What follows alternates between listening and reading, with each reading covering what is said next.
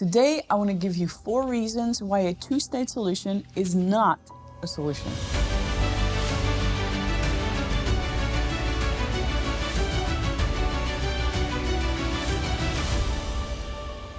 Number 1, the Palestinians don't want 2 states. At least 8 different times, a plan has been offered to the Palestinians for a state next to Israel, and every time they turned it down. 1947, there was the UN Partition Plan, Camp David Summit in 2000, Taba Summit in 2001, the Geneva Initiative in 2003, the Annapolis Conference in 2007, 2014, there was the US Framework Proposal, 2016, the French Peace Conference, and finally, the Trump administration peace plan in 2020. Some may say, well, but those weren't very good offers. That's why they never agreed.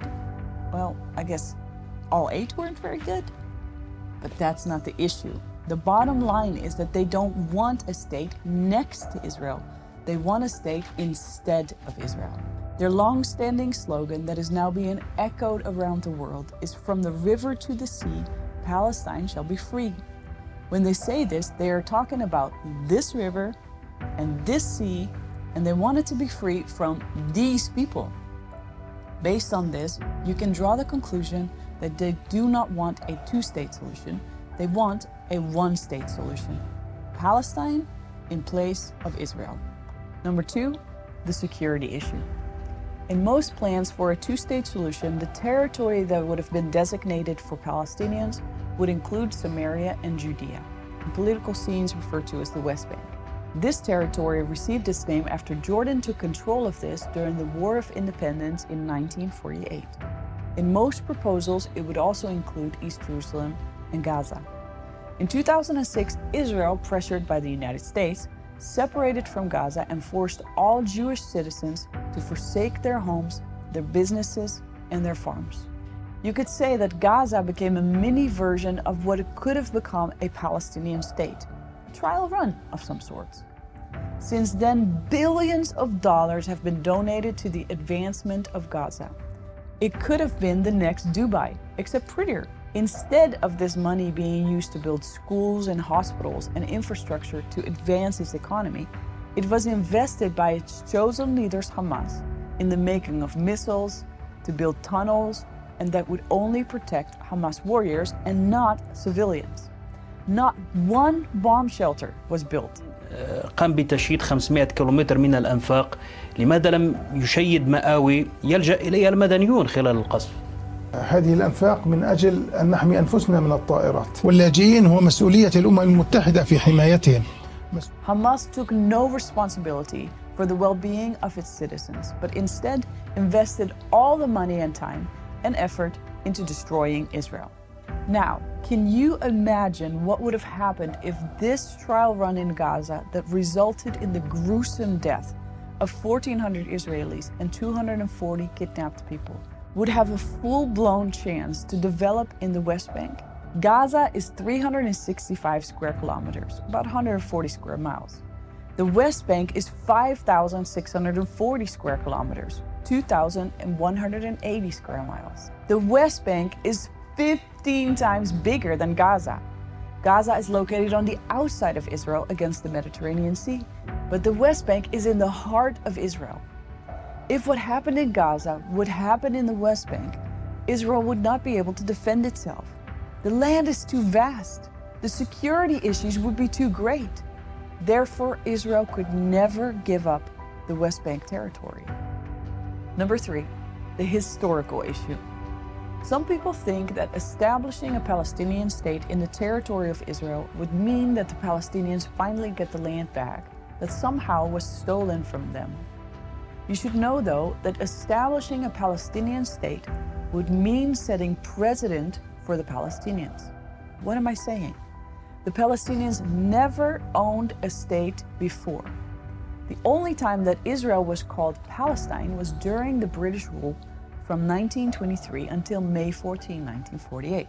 It referred to the territory of Israel and its Jewish and Arab inhabitants.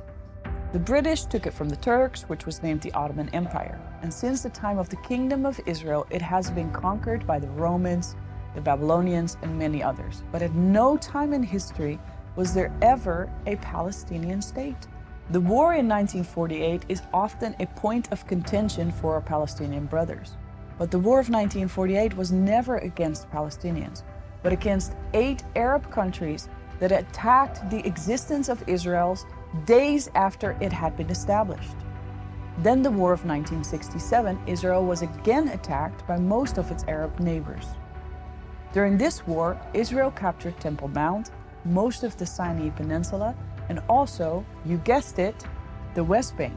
You often hear on the news that Israel is occupying the West Bank, suggesting it should be returned to its former owner. But that was Jordan, not the Palestinians. What you never hear on the news, though, is Britain claiming that Jordan should return the West Bank to them, or the Turks claiming that the entire Israel should be returned to them. After a war is won, landlines are defined. That was good news for Jordan in 1948, and it was good news for Israel in 1967.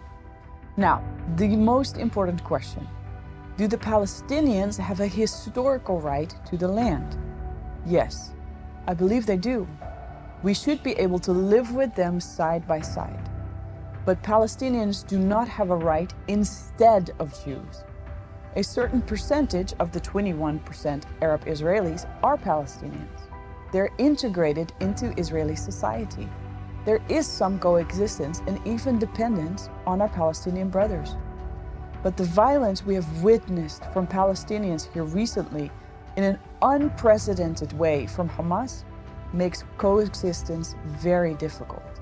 The trust is damaged on both sides, and this makes a two-state solution very difficult. Finally, number 4, the spiritual issue. 4,000 years ago, God had a conversation with Abraham. And in this conversation, God promised Abraham that his descendants would own this territory. This is described as stretching from the river of Egypt to the Euphrates River. You can read about this in Genesis 12, 13, and 15. This promise still stands. In Genesis 17 and 26, God specifically promises the land to the descendants of Isaac, not Ishmael. Isaac's son was Jacob, who was then called Israel. The Jewish nation was and is Israel. It may not sound politically correct or pleasant, but if you claim to be a follower of Jesus and a worshiper of the God of Abraham, Isaac, and Israel, then following and believing his word, the Bible, is a prerequisite. If you believe this is the truth, then you cannot pick and choose. You must follow it and support it, even when it feels uncomfortable. When the two-state solution comes up, one of the many contingent issues is the territory of Jerusalem. God says that he will reign from Jerusalem. He chose Jerusalem. He will come back to Jerusalem. We should pray for the peace of Jerusalem. Are you seeing the trend? It's about Jerusalem. God says, the city where I have chosen for myself to put my name. Jesus wept only 3 times, but he wept over Jerusalem. That is how dear it is to him. How dare we divide his city? This is the place he will return. It is even the only city mentioned in Revelations as being rebuilt. We cannot give away Jerusalem. We cannot divide the land. It's the Lord's. If a two-state solution is not a solution, then what is? Here it is. Are you ready? It's the Messiah. I believe that Jesus Christ, who I call by his Hebrew name Yeshua, is the long-awaited Messiah of Israel. He alone is, like Isaiah called him, the Prince of Peace. In John 12:32, Jesus says, I will draw all men unto myself. All men. Jews, Palestinians, Iranians, Americans, all men. He is the initiator of the ultimate one-state solution, one unified people in him. Ephesians 2 says it best. But now in Christ Jesus, you whom once were far off, who've been brought near by the blood of Christ, for he himself is our peace, who has made both one, and has broken down the middle wall of separation, having abolished in his flesh the enmity that is in the law of the commandments contained in the ordinances, so as to create in himself one new man from the two, thus making peace. Only when Yeshua comes to reign will there be true peace in the Middle East.